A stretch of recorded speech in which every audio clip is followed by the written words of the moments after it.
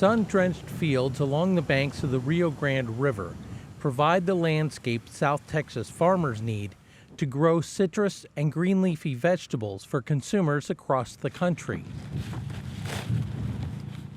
But a steady, reliable labor source that is paramount to bringing South Texas commodities to market is in short supply, and many growers are worried their crops and their profits will be left to wither in the field.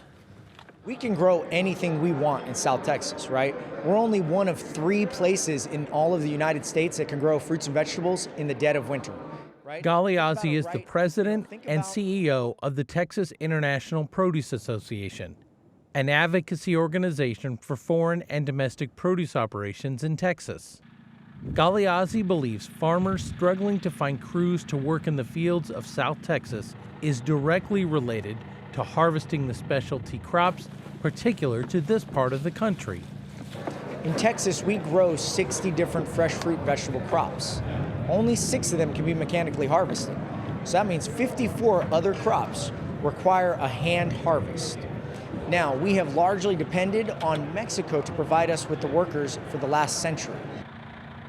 The H-2A Temporary Agricultural Program, commonly known as the H-2A Visa Program, provides farmers the ability to bring seasonal agricultural workers from other countries into the U.S. legally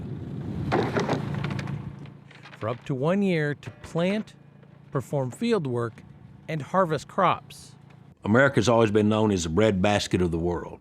Texas Department of Agriculture Commissioner Sid Miller notes there is an abundance of H-2A guest worker slots available, but it's the harsh financial penalties for hiring illegal workers which has decreased the number of undocumented individuals entering the United States.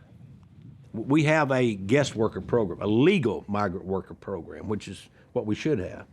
We had about 78,000 slots, okay? So we could get 78,000 workers up here to harvest our crops on a temporary basis. Since then, now we have almost 400,000 slots. So we've got 400,000 legal migrant workers up here. So that's 300,000 less illegals that we need. Overseen by the U.S. Department of Labor, the program helps producers meet their operational needs at critical times during the growing season. However, some growers have discovered navigating the ins and outs of the program can be time-consuming and expensive. The agencies who arrange for some work crews also pay thousands of dollars per guest worker between application fees and day-to-day expenses. Some farmers see the option of hiring illegal immigrants as a way to save on costs and get the work completed on their farms. According to data from the USDA and the U.S. Department of Labor, between 2020 and 2022, 42% of farm laborers in the United States were undocumented. Here in Texas, the equivalent for using that program is somewhere between paying this person $20 to $22 an hour. But if you don't have enough of those folks, and that cost continues to increase because of the cost of regulatory compliance, what are the farmers going to do? Galeazzi says farmers in South Texas have limited options when they are facing tough production decisions. Choices on what crop to plant can depend on what kind of labor the farmer can afford. I can grow watermelons and I can grow onions at the same time, and both would help me become profitable. If I don't have enough workers, I have to pick one or the other. And the problem with that is it goes back to that crop mix scenario, right? What if too many people grow watermelons or too many people grow onions and you gambled on the wrong crop? Now you're not making a profit that year. At the Far Reynosa International Bridge, over 50,000 trucks a month bring products of all kinds from Mexico into the U.S. 20,000 of those trucks only carry fresh produce, making this crossing the #1 port of entry for produce from Mexico. The majority of what's at the grocery stores right now is imports, because the United States sadly does not produce enough to sustain itself. That's a fact.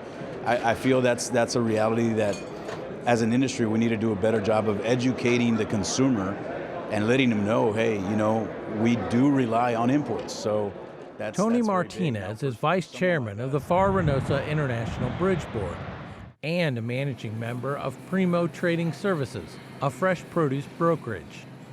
Martinez farms in both the U.S. and Mexico and acknowledges having farms on both sides of the border has provided a way for him to navigate labor issues that impact the region.